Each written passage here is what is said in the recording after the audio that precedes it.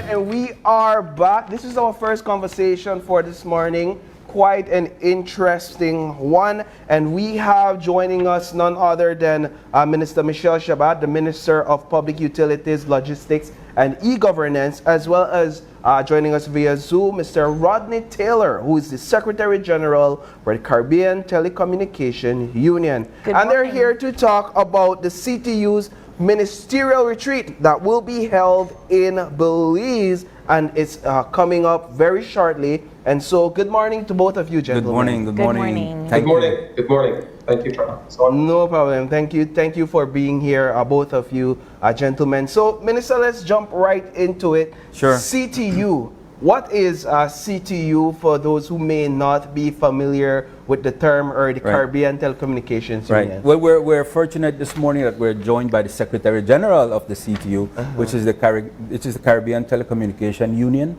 and it is made up of the 20 members of CARICOM nations, as well as some specialized organizations, non-profit organizations. And this is the body. This body was actually created by the heads of government of CARICOM, and we are celebrating our 35th year on the 28th of April of this year. Wow. And what is the importance of this body? This body plays a very important advocacy role in terms of telecommunication and internet, and how do you use information and communication technologies to develop socially and economically for our people. So it's quite an important organization. How long has Belize been a member?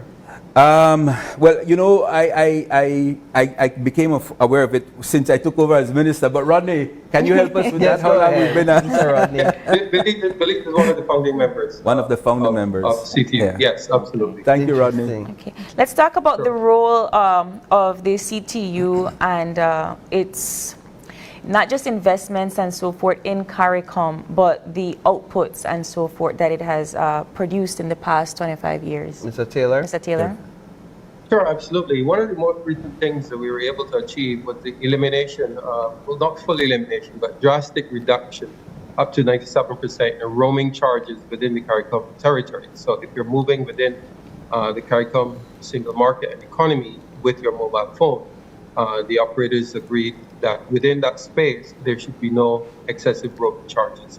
So we are seeking to harmonize, and that gels with our approach generally to create a more harmonized space within CARICOM in terms of information and communication technology. And of course, policies like that help to drive investment. It helps to promote the freedom of movement for people and capital and so on within the CARICOM single market and economy. We're also promoting harmonization of legislation around data protection, cybersecurity, connectivity, and so on. So the more harmonized we are, the better it is to drive investment from outside of our region. What I like that roaming initiative that has been taken, because it's very practical. It's useful to our CARICOM members to think that you can take advantage of such a thing within the region. What I wanted to stress upon is that this is singularly important for us as we're moving into this new advanced technological era, right? In Belize, it's no secret that there's still certain areas that we don't have that access to service and so forth, right? So how are we planning to So we refer to it as the last mile, and definitely in Belize we have some of our areas, especially in the south, southern villages that don't have connection. And so along with the CTU and the ITU, which we'll talk about a little bit right now, we look for partners who can help us to reach the last mile, so to speak. You know, for our telecommunication providers in Belize, sometimes it's not profitable enough for them to go down there. So as a government, we have a responsibility to make sure that all of our citizens are connected. We have to make sure nobody is left behind, and so we have to find alternative ways of how we can connect our citizens throughout the country. And this is an important role that the CTU and the ITU plays. How does the union as a whole help to invest, if any at all, in the countries of their member states or member nations in seeing these initiatives come to life and come to fruition?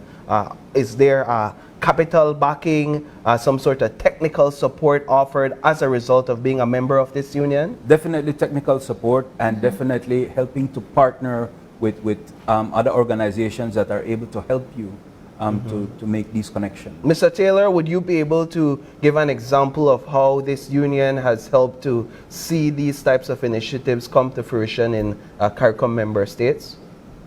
Well, we talked about harmonization. I go back to that because it also speaks to the regulations governing telecommunications within the country. So if there's an obligation, for example, that for the operators to provide connectivity, even in areas where it's not feasible, so this is referred to as universal service, and the minister referred to it. Then there are regulations that would allow for for the setting up of universal service funds, which would then fund, effectively subsidize those areas where it is not feasible to provide connectivity. So the extent to which the telecommunication legislation and regulations allow for that, it can help to drive connectivity. Of course, we also try to create, as I mentioned, a harmonized space, which makes the whole region attractive for pan-Caribbean operators. So those are operators operating in more than one country. And therefore, by attracting that investment, it also helps to incentivize connectivity for those areas where there's no connectivity. And of course, new and emerging technologies like 5G, like low Earth orbiting satellites that provide connectivity without having to run cables to remote areas and so on, thereby providing access to those remote areas. Can you name some of the areas where these sort of technologies have been successful in the Caribbean? So there are a number of, there are markets like Trinidad and Tobago. The Telecom Authority of Trinidad and Tobago routinely funds connectivity, provides access in community centers, for example, where you may have an area, remote village where there's no connectivity. There are other markets as well that have allowed new service providers like Starlink, not referring to one specific company, but that is one company that is providing these low Earth orbiting satellite connectivity, and there are a few markets that have already signed on to that. So there are other competitors in that space as well. I can think of Barbados. I think Bahamas has also recently signed on to that. Awesome. I'd like to stress here that now we're going into having the conversation about the actual retreat, Minister, wanting to know a little bit more about the details, if you will. I know that you're here to talk about it. It's happening next week and so on. Right. But why is it important for us as citizens to know that this retreat is happening? Yeah, so we're having, it is the 50th Executive Council meeting and the Ministerial Retreat that we're going to be hosting, and we're going to having it in San Ignacio, primarily at the San Ignacio Hotel. It's going to be from the 11th to the 13th of April. And this is an important retreat for us as Belizeans. It is important for us to host and to be a part of this organization because of the many benefits it brings for us, not only in terms of legislation, as the Secretary General has said, but how do we use information technology to promote our citizens, to promote businesses, to promote education, health, and so on. And so as part of our national digital agenda, which the government promulgated in 2021, this is an important step for us, and it highlights Belize as a major player in this sector. And you know, what it does for us, it brings all of the ministers from the CARICOM region together for us to share for our experiences and to discuss how we can improve and where we're going to go, to strategize where we're going to go. And for us as a country, I think that's an important part for us to play. As we are, you are the minister partly of e-governance. Yes. And talking about going completely digital when it comes to most of our government offices and how we access some of the public services online. Yes. Can you talk to us more about the success stories of the e-governance youth department and the future endeavors of the department? So the e-governance department is a relatively new one of the government, and the team has been working very hard. One of our big projects is the Vital Statistics Project, which we're hoping to roll out this year. That's the expectation. And that's a critical service that the government provides. Yeah. As you know, once we've completed the digitalization of all of the documents, we have over 1 million document entries to digitize. So it's not an easy feat, yeah?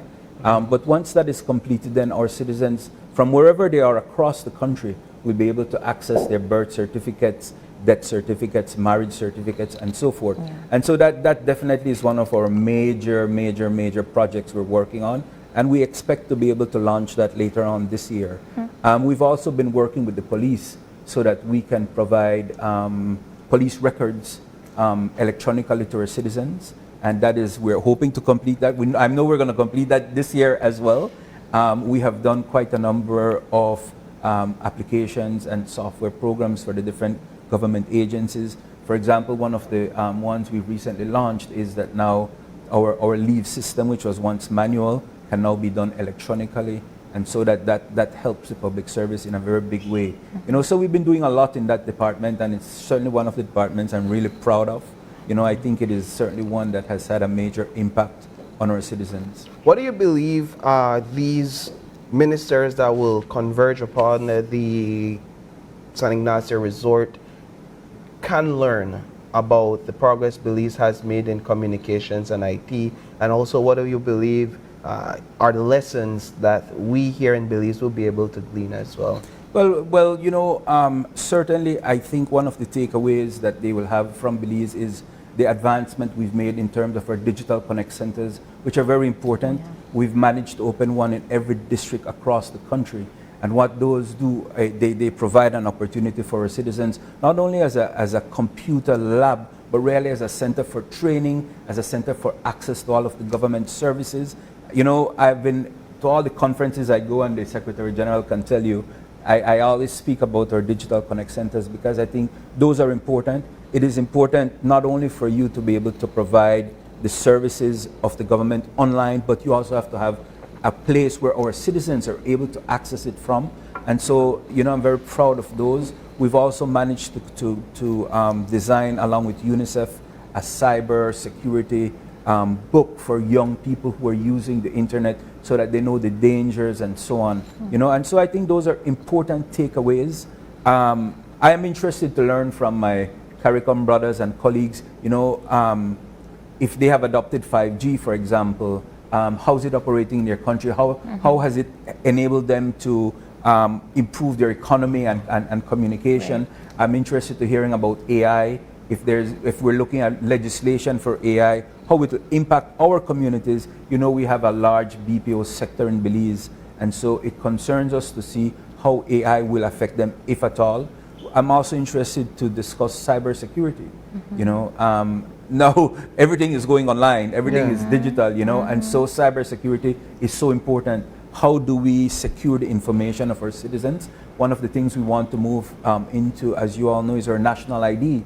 But we have to make sure that when we roll out that program, we can convince our citizens that it is safe to have your biometrics in a cloud or somewhere stored, and nobody's going to access it and use it for all the wrong reasons. Yeah. So these are very important topics that will be discussed, and I'm really looking forward to this opportunity. Mr. Taylor, as the region moves more and more into the digital space, what are some of the key considerations of the union? What are some of the priorities in terms of holding the region's hands and guiding them towards digital transformation, especially where cybersecurity is concerned? Yes, and the minister rightly pointed out cybersecurity is a big concern. So connectivity is very high on the list, so that no one is left behind. It's important as we advance, as we move public services online, that we ensure that there's universal access and that no one is disadvantaged. So good connectivity, robust connectivity, but also secure connectivity. And therefore we are advocating for national cybersecurity strategies and policies, for cybersecurity awareness training, and for capabilities, and also collaboration in terms of cybersecurity response to the establishment of CERT, incident response teams that would help to build more resilient public services. But I also wanted, because you mentioned the retreat we're having there in Belize, to express my appreciation to the Minister for agreeing to host this 50th Executive Council meeting.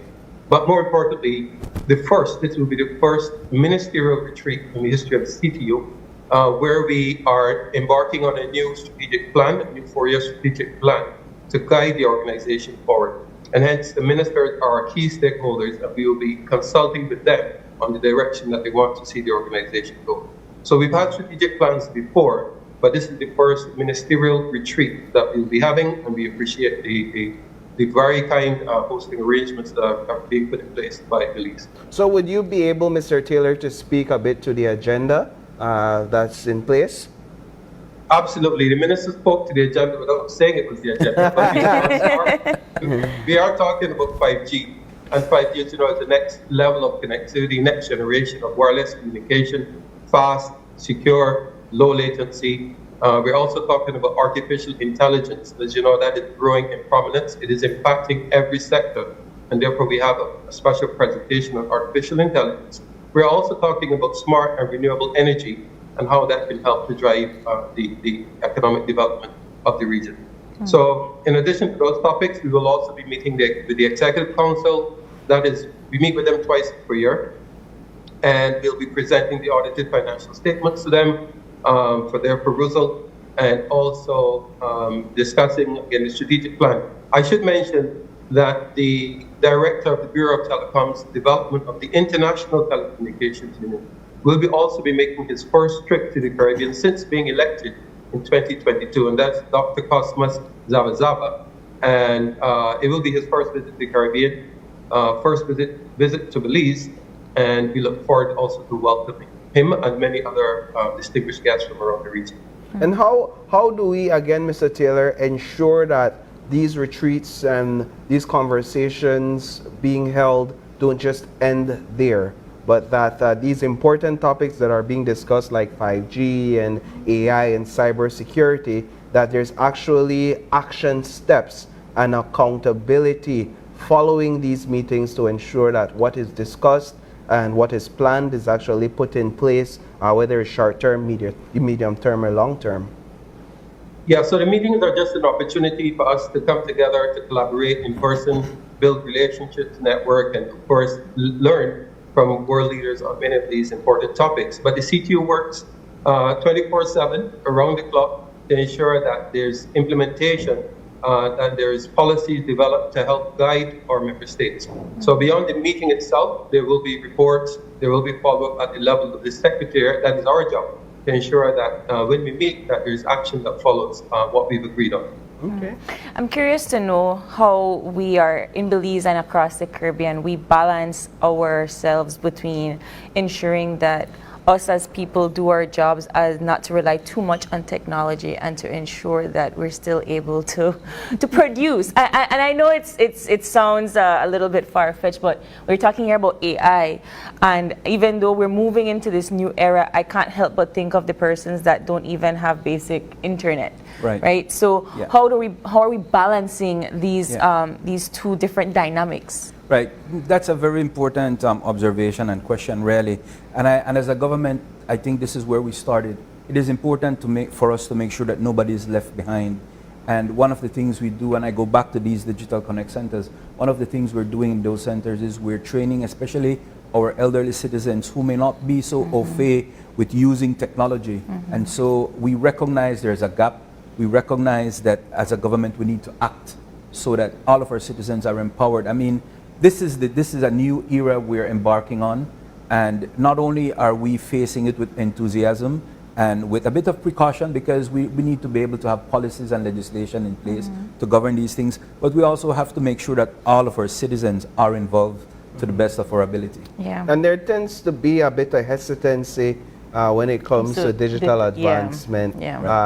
First, but even before the hesitancy, there is this I'm not certain, or I'm not sure that I'll be able to navigate that space with the efficiency and effectiveness that I was able to do without or outside of the digital platform. Take, for example, the advancements that were recently introduced to the Belize Postal Services, where you could track your packages, etc. Somebody might say, hey, I want the old school way, write this thing on a paper for me. I'm not too certain about that. Talk a bit about that. Well, you know, it takes time, and it takes education. We must be able to not only introduce these things, but also be able to provide the kind of training and capacity building we need for people to be able to adopt to these new methods of doing business and of living really, because I mean technology really transcends the entire gambit of our lives, right? How is the CTU keeping up with the advancements? And I have to ask this because I was just talking to persons back in our day. I don't think I'm that old, but in high school we were still using floppy disks. We were still using floppy disks, right? And now everything is stored in a cloud somewhere. So how are we keeping up with these advancements? Well, these seminars that the likes of which we're having in Belize, we have these at least once a year for that reason, because the technology moves so quickly that we need to hear from international partners on where the technology is going. So we also often have private sector members presenting as well, global leaders to help guide us in our thinking and to help to keep us abreast of what is happening. Minister pointed out the technology is so pervasive. We want to ensure that down to the man on the street is able to access. You really can't escape the technology per se. Everything now is being driven by mobile communication, the ability to transfer money via your mobile phone, even this video call that I'm doing here, which all of the technology enables us to live more convenient and better lives, hopefully. And so we have to ensure that the technology is used in a constructive way and it helps to advance the social and economic development of our member states. My final question is the financial part of it, and I'm not talking about the expense of the retreat. As we are moving forward with technology and advancement technology, how can us as citizens afford that advancement? Nowadays, everything is with a smartphone, but only if you could afford it. Nowadays, everything is with internet if you could afford it, right? So how are we keeping up, yes, with the technology, but how are we as citizens able to afford that advancement? Well, I think that's one of the key roles of the CTU and of government and the ITU. How can we lower the cost of the internet so that our people across the board can have access? That's very important. You know, it's not only having the internet, but if your people can't access it, what use it is. And so I think that is a continuous theme and a continuous challenge for us to continue to explore ways of how we can make it more affordable. You know, so absolutely. Let's back to the retreat. Who do we expect to be in attendance at this retreat? Well, we have, I believe we've had the confirmation of about 9 ministers from across the Caribbean. As our Secretary General said, we have Dr. Cosmos Zavazava from the ITU who's going to be attending, and he's a key figure because he's a part of this international agency from the UN, a specialized agency that really deals with information and communication technology. And so the very his presence here shows you how important this sector is, not only to the UN and across the globe, but also to the Caribbean and to Belize. And so he's definitely one of our major speakers at our retreat and conference. And what's the level of involvement from Belize? I will be there, of course, representing the government. We hope to have our Prime Minister at our opening ceremony, and our ministers are invited to attend most of our seminars. Our CEOs are as well. We've also invited private sector, so that we have the PUC who's going to be involved. We have BTL and SMART who are also going to be involved. You know, so this takes the whole community working together. This is not just a government initiative, but the entire community working together for this sector. Yeah, and it's better when you have these providers that are actually on the ground doing the work, because at the end of the day, they are the big partners, the major partners that you have to work with and collaborate with to ensure that these services get out to as many Belizeans as possible. Absolutely. You know, the providers play a key role in this sector. They are the ones who have the networks. They are the ones who provide the freeway, so to speak. And so they are a critical part of this conversation, absolutely. Mr. Taylor, which all countries can we look forward to be hosting next week? Well, we have 20 member states, and I would love to have all 20 there. As you know, ministers are very busy people, so we may not get all of them, but I'll be calling around this week to ensure we have as full participation as possible. We can anticipate about 15 ministers, but we also have their advisors, so they form the executive council members. Those are permanent secretaries and CEOs chiefs of telecommunications within their respective markets. We expect to welcome them there, as well as a few of the other international guests as mentioned by Minister Chebat. Wonderful. Gentlemen, thank you so much for stopping in. The CTU Ministerial Retreat is next week, April 11th to the 13th, Correct. over at the San Ignacio Hotel. Is there a way that we can access some of the meetings? Yes, there is going to be a way. We're going to have a session for the press, and you guys are going to be invited. And before I leave, I just want you all to know that we will not allow our visitors to come to Belize without showing them a part of our culture. Okay. And so we specifically chose the San Ignacio area, not only because it's my hometown. Yeah, I mean bias. Just a tad. But you know, we also want to expose them to some of our Maya culture.